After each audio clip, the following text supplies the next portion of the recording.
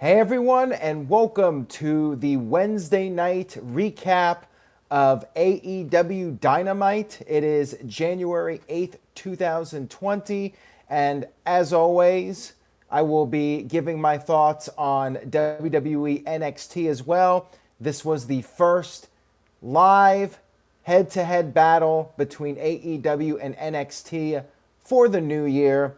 Thank you to everyone watching, whether it's live or on demand. I appreciate your viewership and support. Let's go ahead and get started with this recap. We'll start with AEW Dynamite. We had footage shown from the end of last week, the whole Kenny Omega Hangman Page saga, and also the stuff with Chris Jericho making an offer to Jon Moxley to join the Inner Circle. We went straight to the pyro. We had Memphis announcer, legendary announcer Dave Brown on commentary.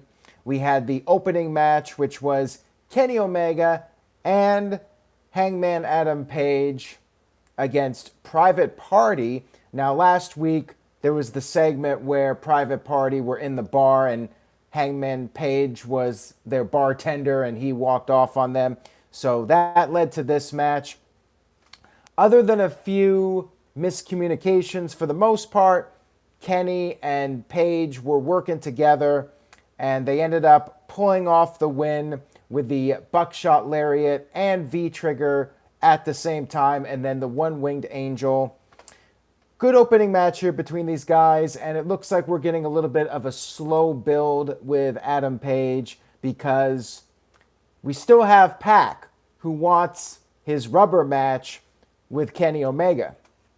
We had Pac shown backstage.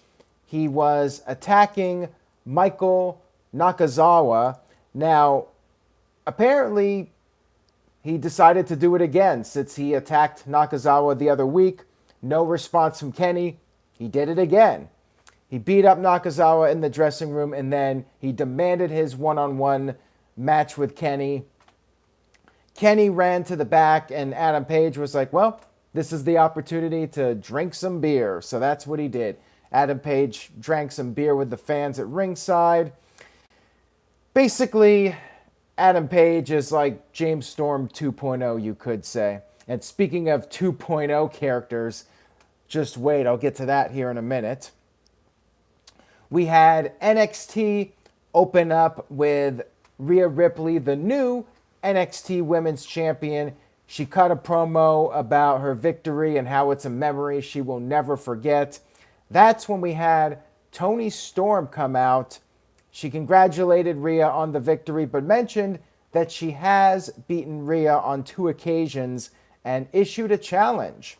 Crowd started chanting Toni 2 belts because Toni Storm is challenging for the NXT UK Women's Championship this Sunday at the NXT TakeOver UK pay-per-view.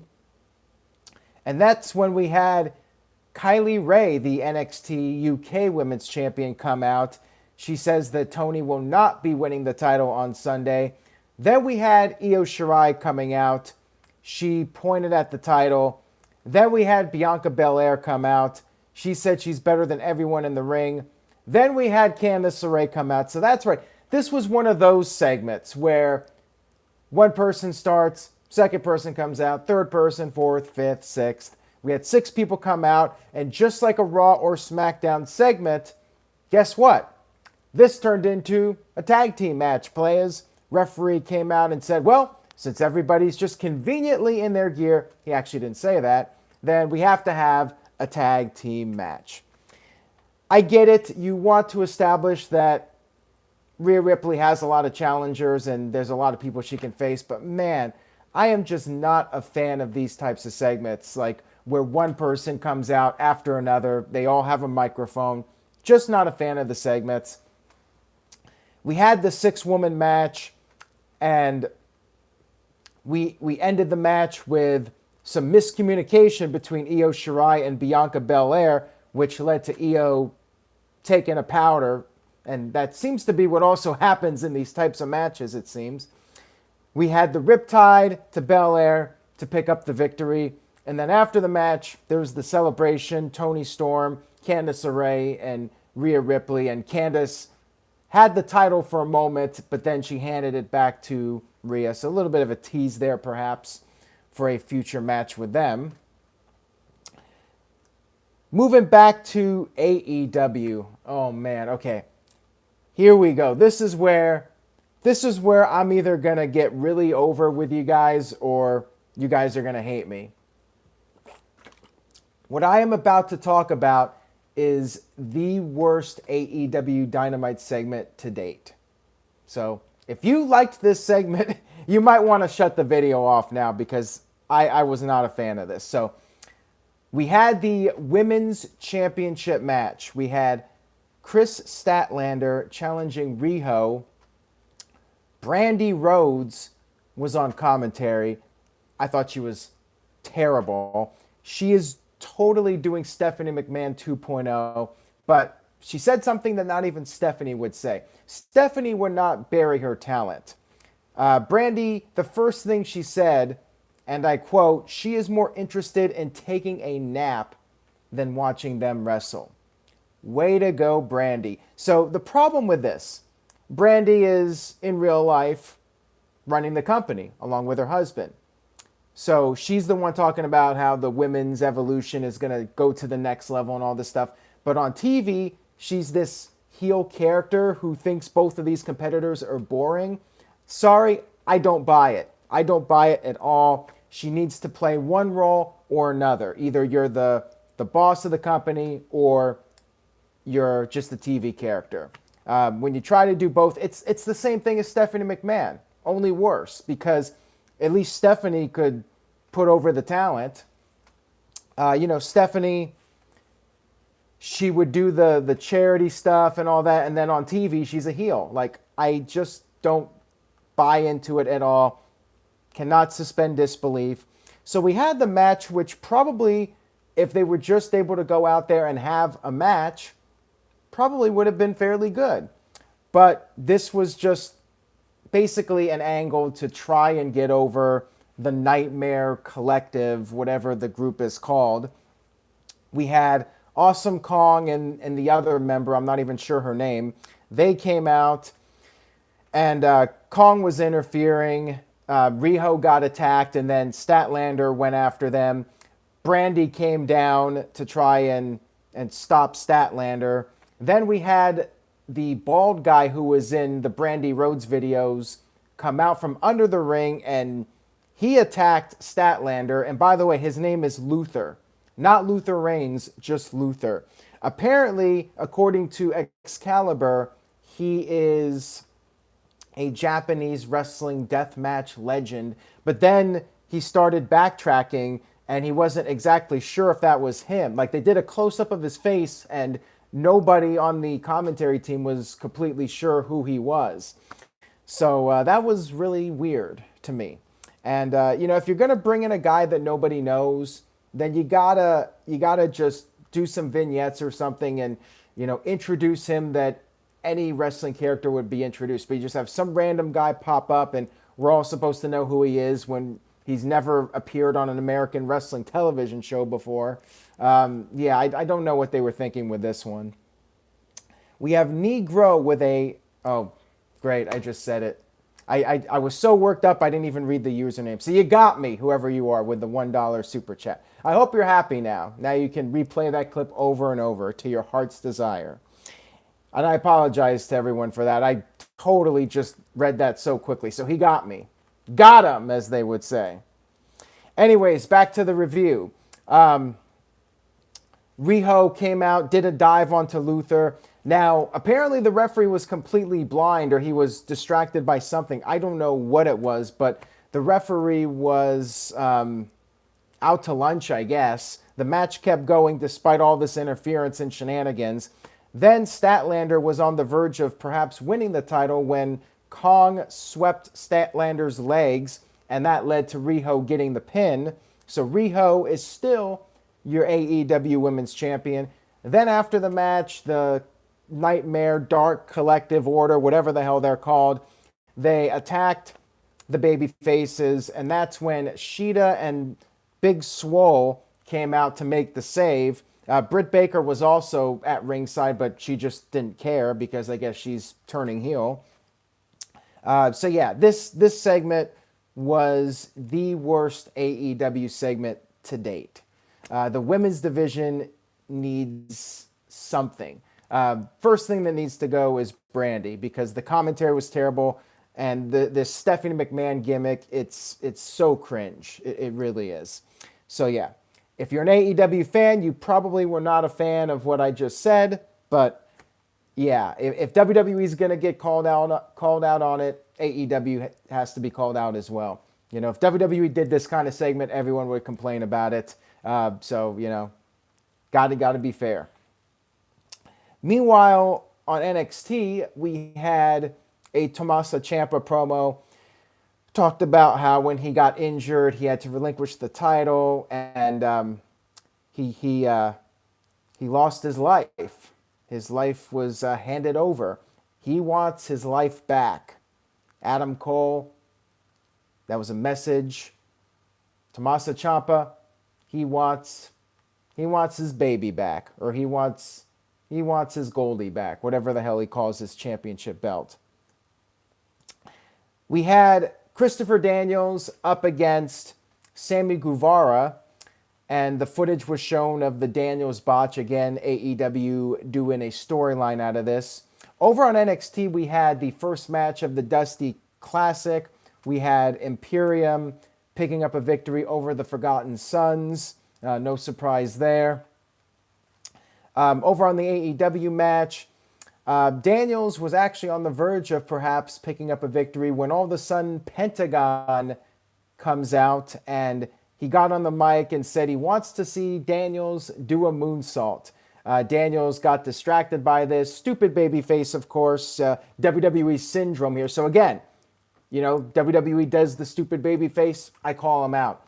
AEW does the same thing. Although this, I will say this is a little bit better because Daniels, you know, they're trying to embarrass him and that can throw him off, you know, the whole you're over the hill type of thing. So I felt it was not as bad here, but still, like, just ignore the guy. Just, you're a veteran, right? You should be able to shake it off, but whatever. Sammy Guevara picked up the win when Daniels was distracted. And then after the match, we had the Dark Order come out. And again, like, I don't want to see these guys. The guy with the mask, I'm not even sure his name, Evil Uno, I think. He's cutting this promo. He said something about how nobody believes in Daniels anymore, but they do. And 15 years ago, 20 years ago, Daniels was the guy that helped him make it in wrestling. Like, does anybody really know about this other than your most diehard wrestling fans? Like, if you're a random person turning this on, you're like, who is this guy with the mask? Like, what? Like, I'm guessing a lot of people don't even know who Daniels is if you're a casual fan tuning into AEW Dynamite. So, again, like, they're just assuming people know, oh, this guy Evil Uno has this background with Christopher Daniels.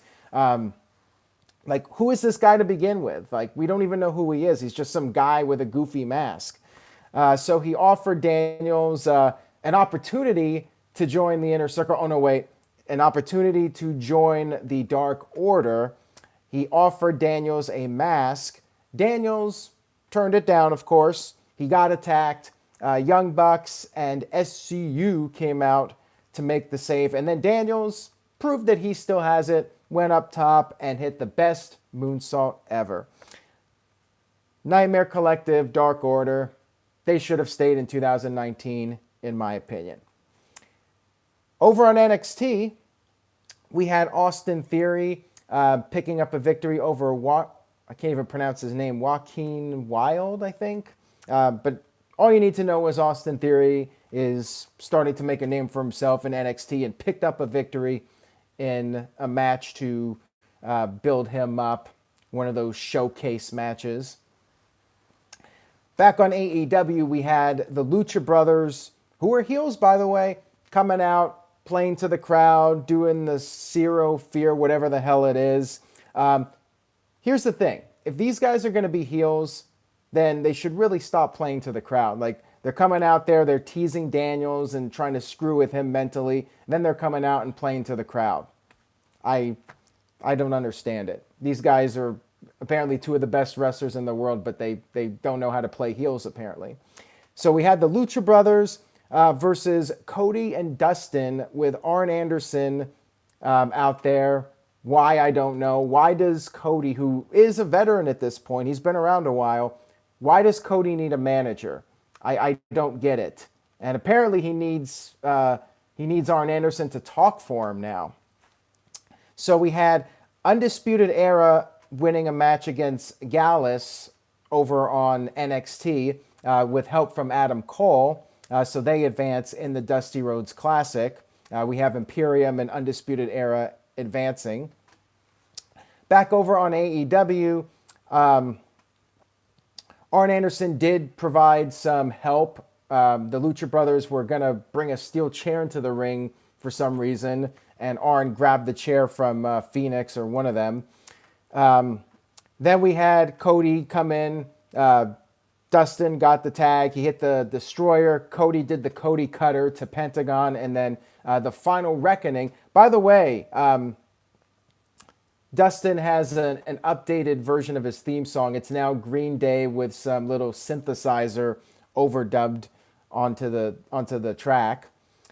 Cody and Dustin picked up the win.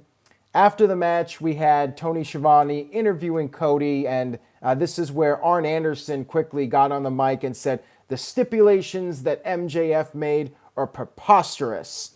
And he said that they are going to talk about things and they will get back to him. So apparently an entire week was not enough time to think about this match. In other words, we still got 6 weeks until Revolution and they got to stretch this storyline out. That's really what's going on here, but they just got to think about it. You know, Arn Anderson, this genius, this guy who has to mentor Cody now, apparently needs more time to think about it.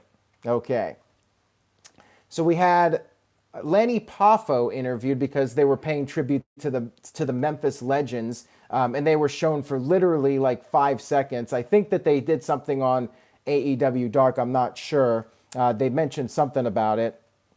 But yeah, Lanny Poffo was interviewed, and he's so excited about this new upstart wrestling company, and he wants to contribute to it.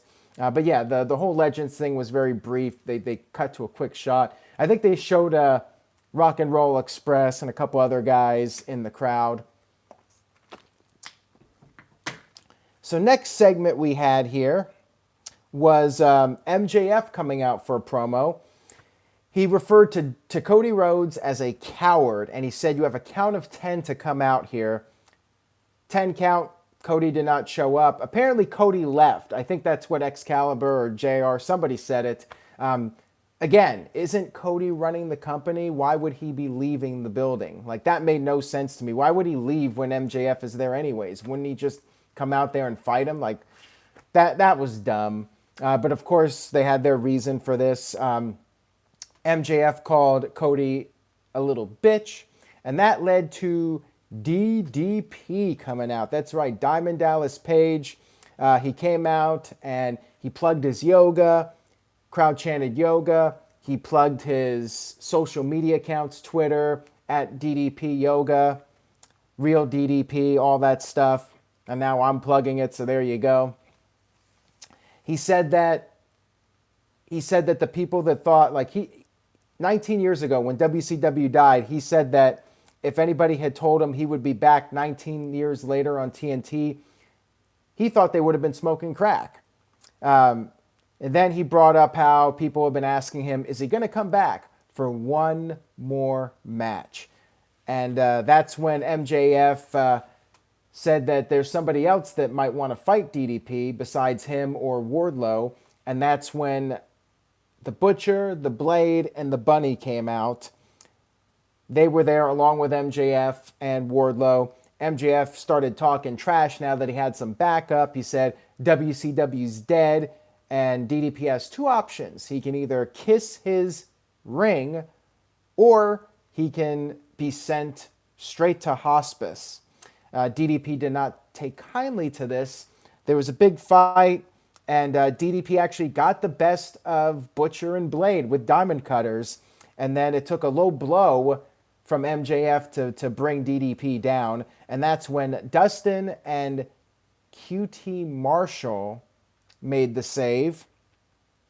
And interesting segment here. So next week, DDP's wrestling. 1 week build. DDP making his return match. I'm not sure the last time he wrestled. It's been a while. I thought he wrestled in TNA like in 2004, 2005, but I don't remember that far back. But it's been a long time since he's wrestled. I know his last WWE match was like early 2002, like shortly after WrestleMania. I'm not sure if he wrestled after that or not.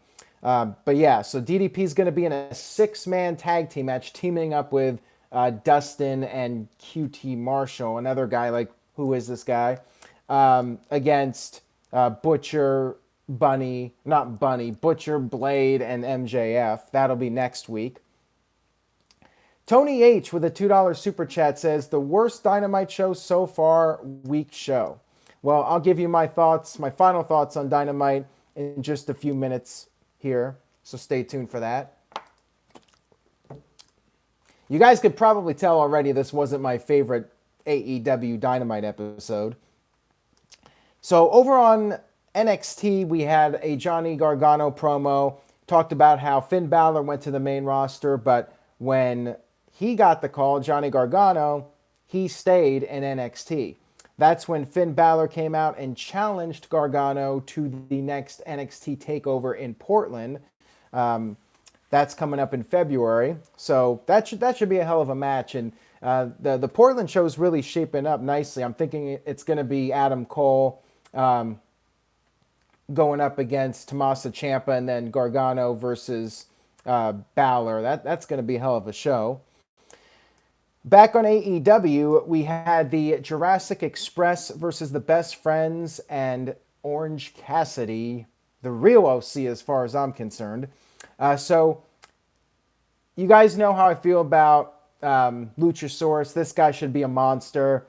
And they're having him do comedy with Orange Cassidy, which, again, to me, it's like when Goldberg was putting on Goldust's wig. Like, Luchasaurus should just not be messing around at all. He should be just destroying people. And they didn't even have the Lucha Express's entrance. I think they were doing the picture-in-picture when they came out. So, like, you got to be changing things up with Luchasaurus. This guy needs to be coming out every week by himself and kicking somebody's ass in 2-3 minute matches. You got to build up a new superstar, and he's the closest thing they have.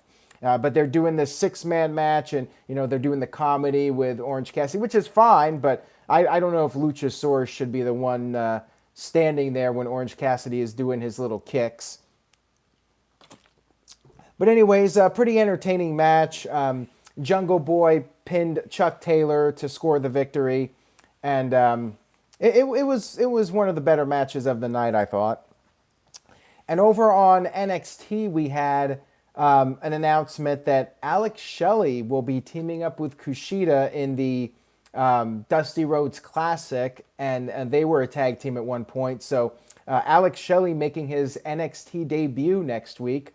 I wonder if Chris Sabin is far behind. Like, we haven't seen Chris Sabin in NXT, and he's one of the few TNA guys that hasn't gone to WWE yet. So I'm wondering if we'll see Chris Sabin at some point. But Alex Shelley coming next week. Maybe one day we'll see Motor City Machine Guns in WWE. Who knows? Also in NXT, we had Mia Yim defeating Kaden Carter. And then after the match, we had the man formerly known as Robbie E in TNA/Impact Wrestling, Robert Stone, make his debut as the manager of Chelsea Green. So we'll see where that goes. Then we had the main event segment of AEW Dynamite, which, in my opinion, was easily the best thing on the show. Chris Jericho came out, and he had this big red carpet. They had a table set up with the bubbly. We had Jon Moxley come out. Jericho cut this promo, talked about how the car is all gassed up. It's ready to go. They got a big party in Memphis, and none of the fans are invited, of course, because they're all stupid idiots.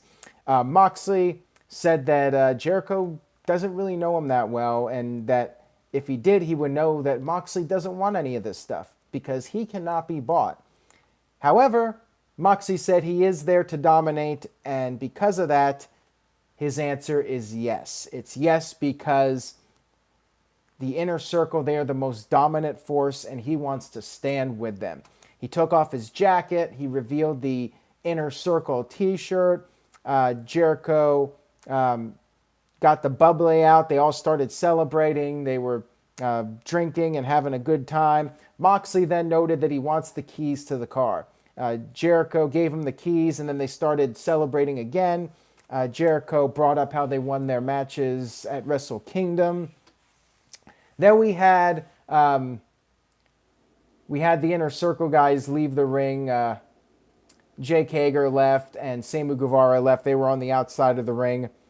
And that's when we finally had the swerve, which I think we all knew was coming. But I like how it was. They really milked it. And people on Twitter were like, how can AEW do this and have Moxley turn? I'm like, got him.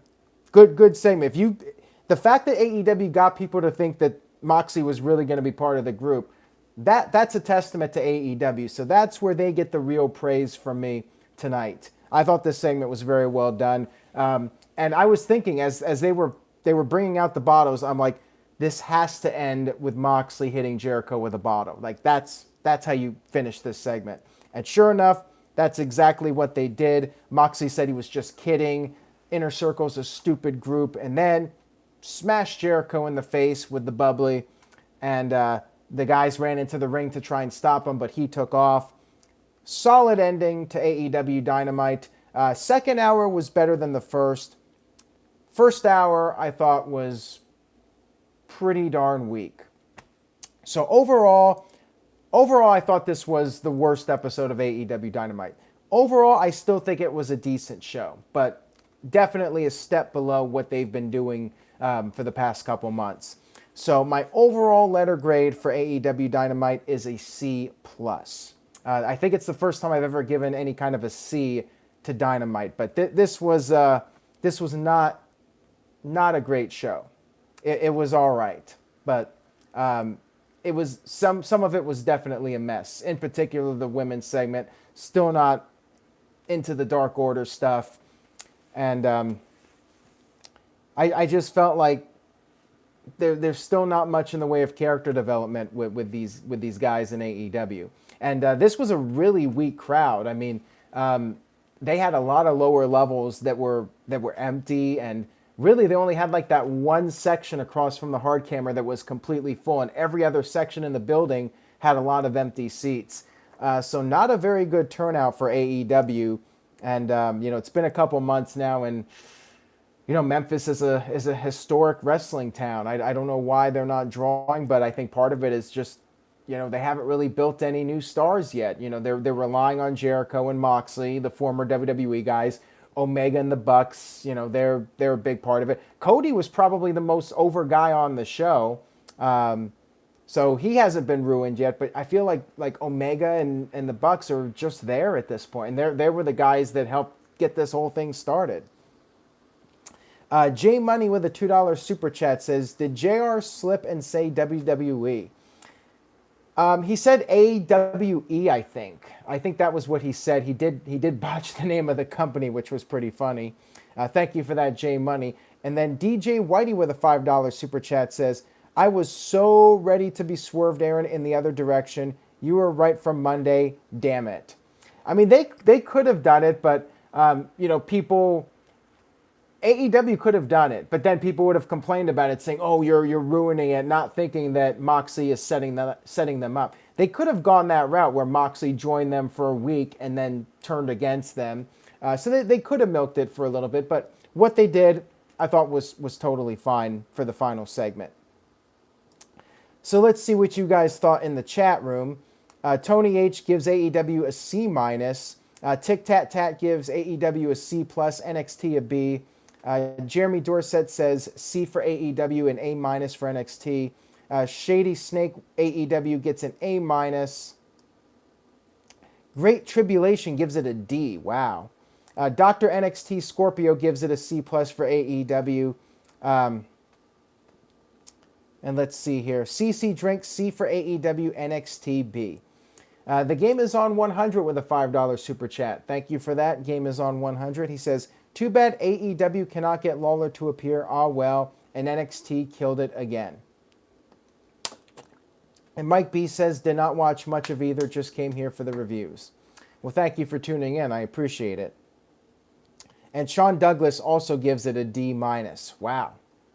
And Harley gives AEW a C+, NXT a B+. All right, so the final match on NXT was a fatal four-way match. We had Damian Priest versus Cameron, not Rick Grimes, versus Dominic D versus Keith Lee. Woo, woo.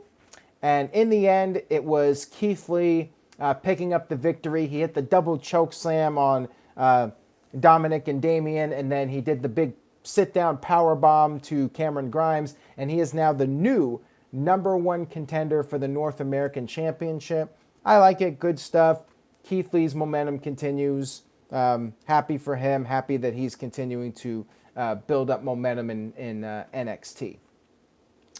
So that was my thoughts on both shows. From what I saw, NXT seemed like a good show. I mean, didn't seem like a home run like the show with Rhea Ripley winning the title, but pretty solid show from what I saw.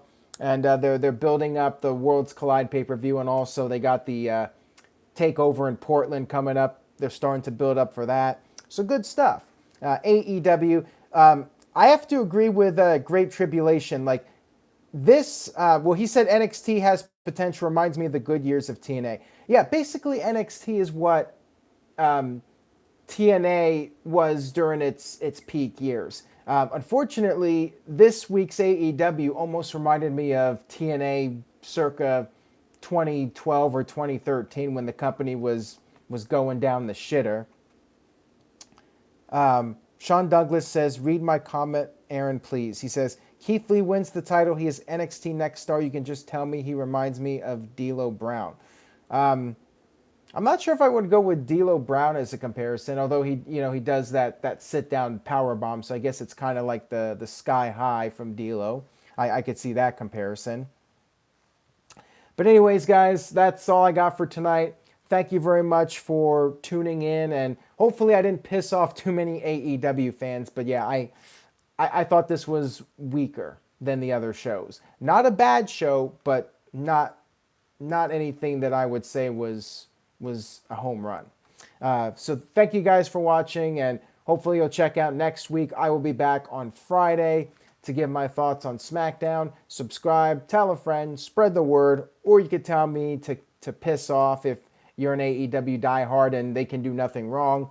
Let me know what you thought. Leave a comment and stay tuned to NoDQ.com for the very latest. I'll see you guys next time.